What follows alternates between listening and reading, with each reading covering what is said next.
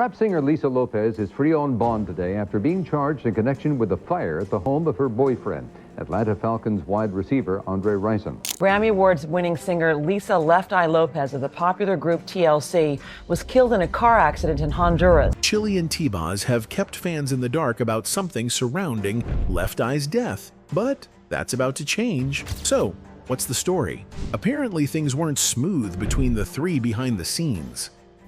We've been through our fair share of turmoil and experiences. There were talks of constant tensions and disputes, with the members reportedly not supporting one of Left Eye's biggest artistic dreams, leaving her feeling stifled. And one day I just woke up and said, oh, I can't take this anymore. I can't take it anymore. I gotta find me. So that's what I had been searching for. And that was just part of what she had to deal with. So, what else was going on? Let's find out. From the very beginning, TLC became famous because of the special personalities of its three members. Each girl was different. Left Eye was loud, bold, and full of energy. She loved to do things her own way. T-Boz and Chilli were different from her. They were more calm, quiet, and followed the normal rules. Left Eye's way of rapping and her wild style made her stand out. Many people loved her for that. But even though she made the group shine, Left Eye felt like she was being pushed into a box. She felt like she was being forced to act more normal just to make the group easier to sell to the public. This made her very unhappy inside. She wanted to be her true self. She wanted more say in the group's music and style. But T-Boz and Chilli didn't always agree with her ideas. This caused small fights between them early on. Even when they smiled on camera, there were already small cracks inside the group. The problems did not stop there. As time passed, Left Eye started to feel even more left out. When they worked on their 1999 album called Fan Mail, things got worse. This album had the big hit song No Scrubs, which made them even more famous. But Left Eye did not feel happy about it. She felt like she barely had any part in the album. She wanted to rap and be heard, but some songs didn't have her voice at all. One example was the song Unpretty. That song did not include her, and that hurt her feelings. She felt like her group was moving forward without her.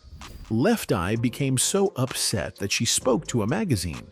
She told them she no longer supported TLC the way she used to. It was a big shock to fans who thought everything was perfect. Feeling pushed aside, Left Eye decided to take matters into her own hands. She challenged T-Boz and Chilli to each make their own solo albums.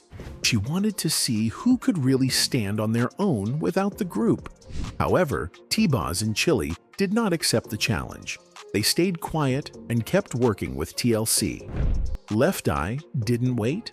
She went ahead and made her own solo album called Supernova in 2001. It was her way of showing the world her own style and ideas without anyone telling her what to do.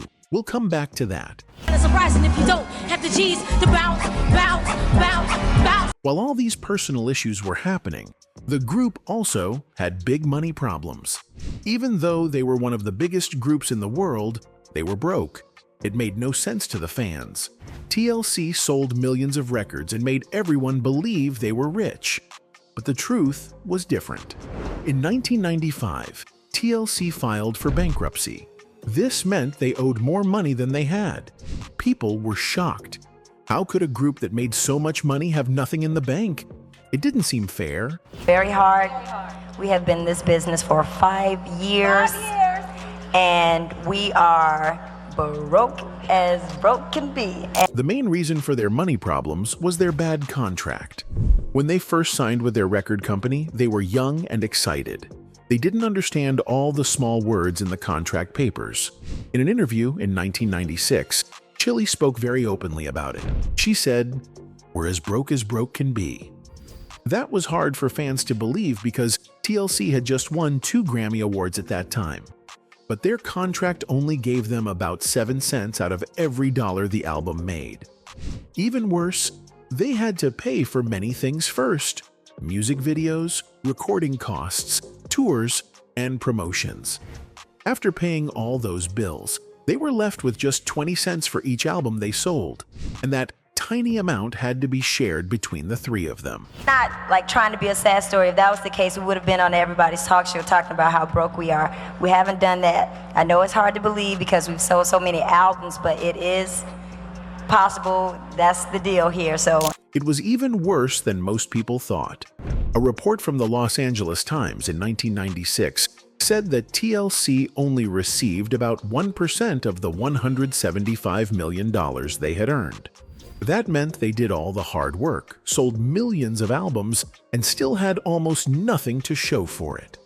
T-Boz later explained that when they first started, they believed once they became famous, they would get a better deal. But the record label didn't want to change anything, no matter how many records they sold. T-Boz said, "Everybody treats us like stars now, except our own record company." This unfair treatment made them even more upset. Because of all this unfairness, TLC decided to fight back. They filed a lawsuit against their record label and their manager. It took a year of going back and forth, but finally, in 1996, they reached a secret settlement. They got a new contract directly with LaFace Records and cut ties with Pebetone. The details of the settlement were never shared with the public. Left Eye talked openly about it. She said, "I hope we go down in history for being more than just another famous act that got ripped off." She wanted people to know that the music business had a dark side full of greedy people taking advantage of young artists. Even after all these struggles, TLC did not give up. In 1999, they released the album Fan Mail, and it became a huge success. It hit #1 on the Billboard charts. Their hard work and courage paid off. Fans loved the new music, and TLC showed the world that they could survive the hard times. Right. Basically, $75 million was generated on that album. We didn't really get any, so we wanted to know where the money was at, rather. And LA said it was at Arista, so that's where we went. But TLC's fight for respect and money was not over. After seeing how much money they had made for the record company, but how little they received, they decided to take bold action. They were not going to just sit quietly anymore. One day, T-Boz, Chilli, and Left Eye decided to go to New York. They wanted to confront Clive Davis, the powerful boss of Arista Records, and Puff Daddy, who was also there. They drove from Atlanta to New York, ready to stand up for themselves. They even brought 3 strong women from their neighborhood to back them up. When they got to the office, they didn't wait politely. They walked straight into the meeting where Clive Davis and Puff Daddy were talking. They interrupted everything. They took the phone off the hook while Clive was still talking. They made it clear that they were not playing games. They were angry, and they were not leaving until they got answers. They told Clive that they were tired of being treated unfairly. They wanted to know where their money went. They reminded him that they had made millions for the company, but were living like they had nothing. Nobody got in trouble. We actually got some money after that, even though it was still recoupable. But, I mean, it was squash. He ended up giving us a hug and a kiss. The meeting was very tense. Some people later said there was even a gun involved, but that part was mostly a rumor. There was no gun pulled out inside the office. Maybe someone had one outside, but nothing dangerous happened inside. The real story was about TLC standing their ground. They made Clive listen.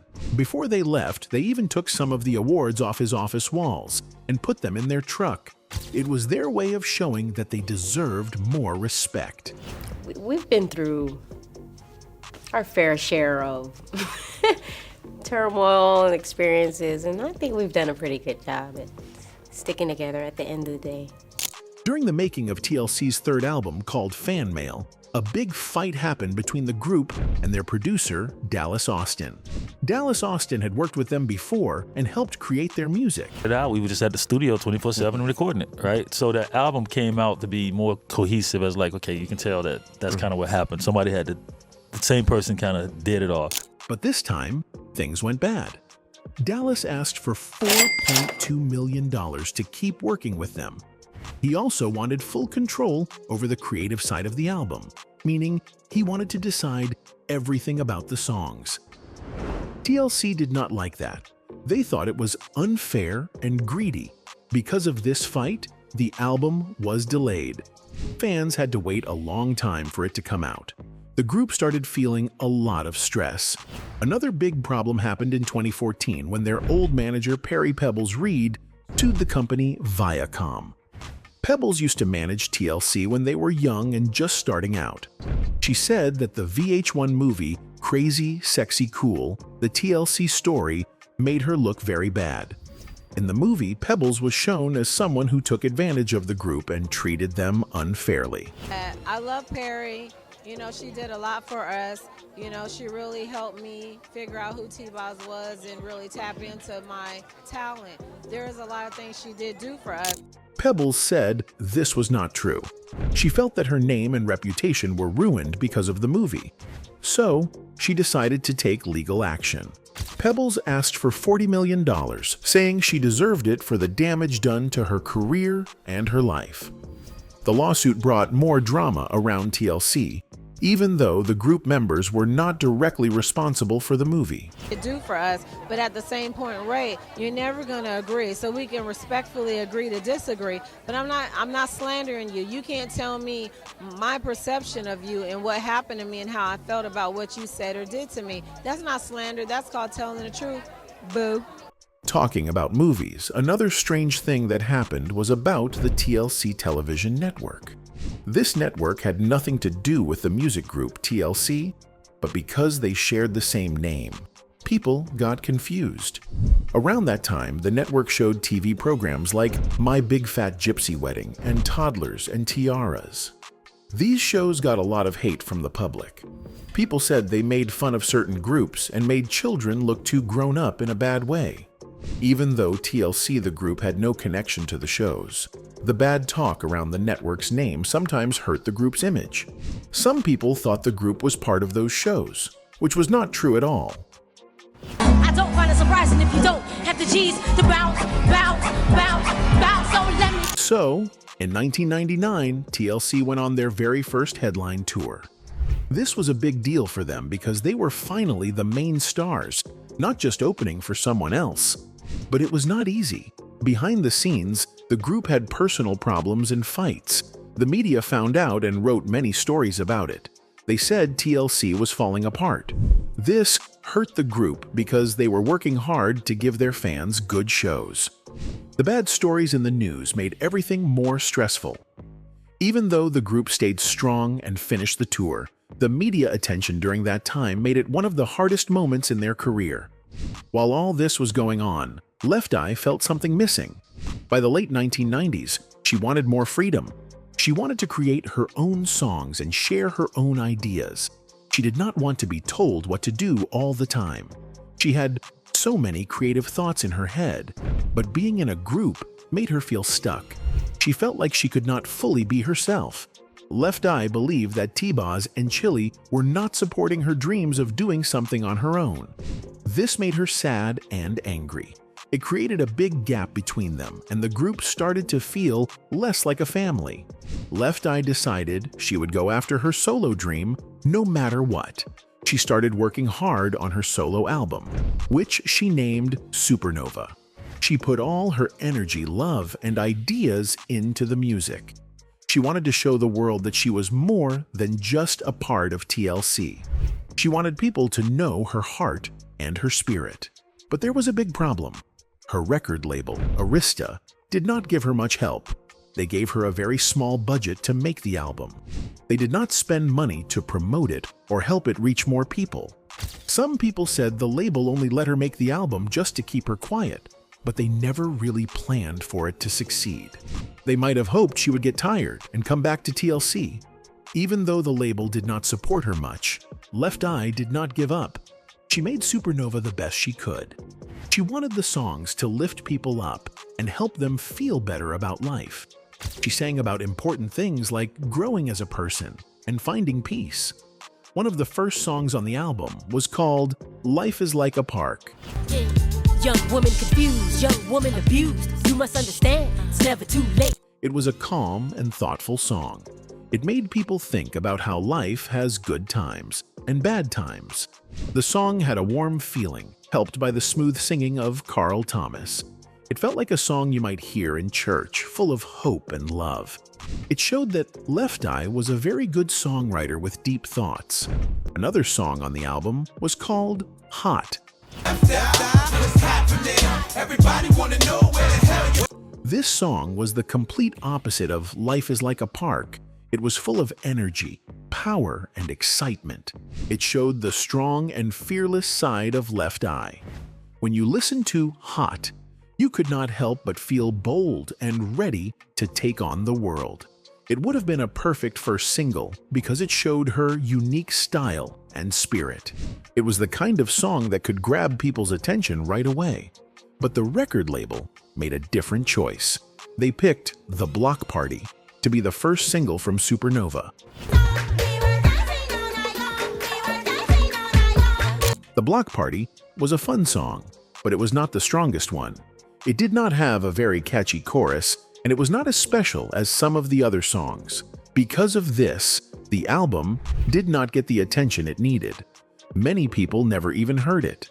In the end, Supernova was not properly released in the United States, and Left Eye's solo dream did not take off the way she had hoped.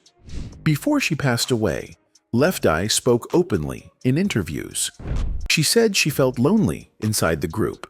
She talked about how she did not feel supported by T-Boz and Chilli. She said they cared more about business and money than about their friendship. Left Eye felt like they stopped understanding her creative side. She wanted to connect from the heart, but she felt the group had changed. The strong bond they once shared had been replaced by pressure and business decisions. Her words showed that even though they were a group on the outside, inside, they were falling apart. When it comes to her personal life, it was full of ups and downs. Lisa started dating football player Andre Rison in 1993. She was a beautiful person, and we shared some shit from a mental standpoint. Like, hey, I'm here mentally, I'm there mentally. So at first, it looked like they were very happy together. They smiled in public and said nice things about each other. Many people thought they would stay together for a long time. But behind closed doors, their relationship was not always good. They argued a lot, and things sometimes got out of control. I didn't do anything wrong, and God is my witness. Only thing I did that he might say that I did wrong, and that was I slapped her after I had been hit about 50 times to try to calm her down, and that's...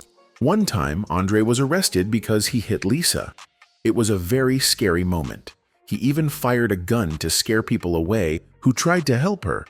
After that, people thought Lisa would leave him for good, but the charges were later dropped, and Lisa and Andre got back together like nothing happened. Then came the night of June 9th, 1994. That night, Lisa and Andre had a terrible fight at his house. They shouted at each other, and Andre decided to leave the house to cool off.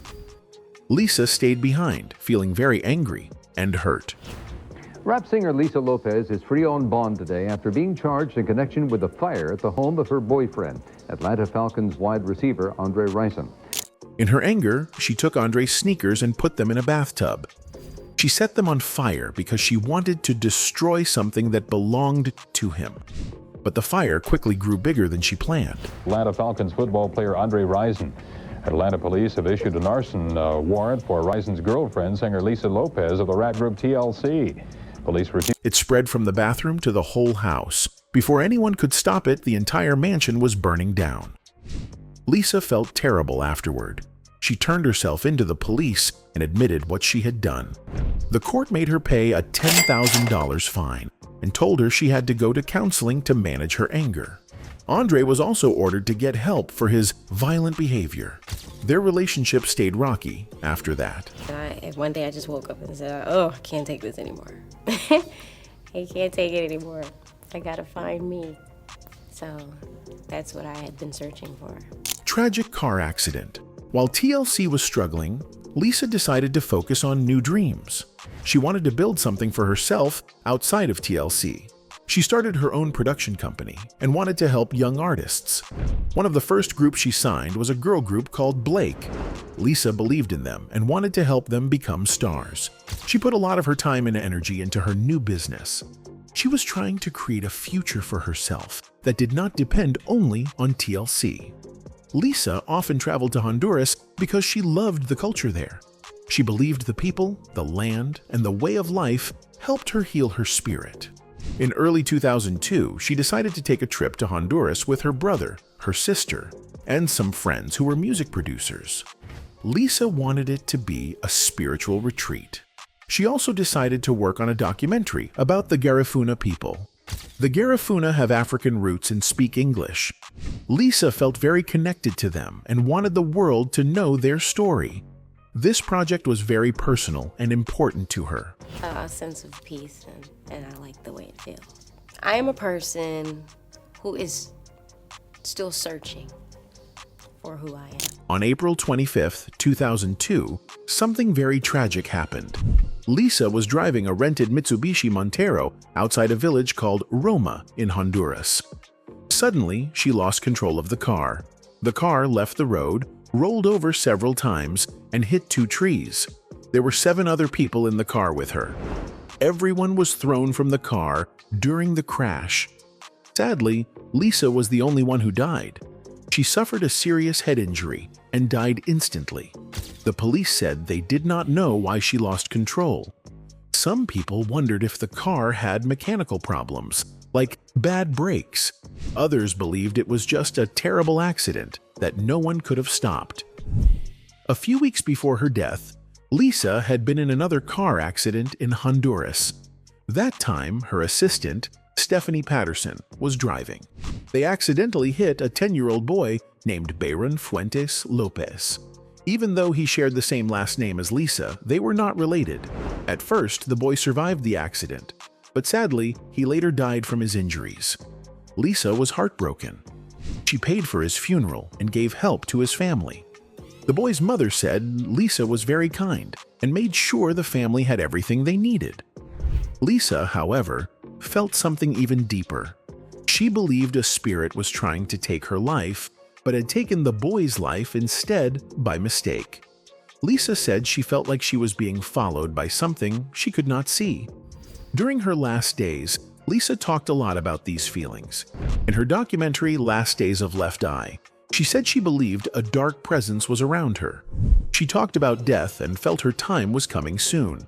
Her friends and family later said Lisa acted very different in those final weeks. She was serious, thoughtful, and talked a lot about life, death, and the spirit world. Some people believe Lisa knew she was going to die soon.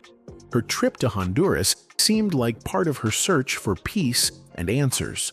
Grammy Awards-winning singer Lisa Left Eye Lopez of the popular group TLC was killed in a car accident in Honduras. After Lisa's death, her family created the Lisa Lopez Foundation.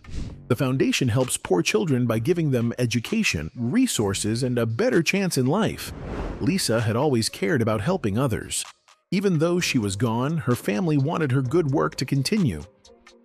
One of the sayings of the foundation comes from Lisa herself. Energy never dies. It just transforms.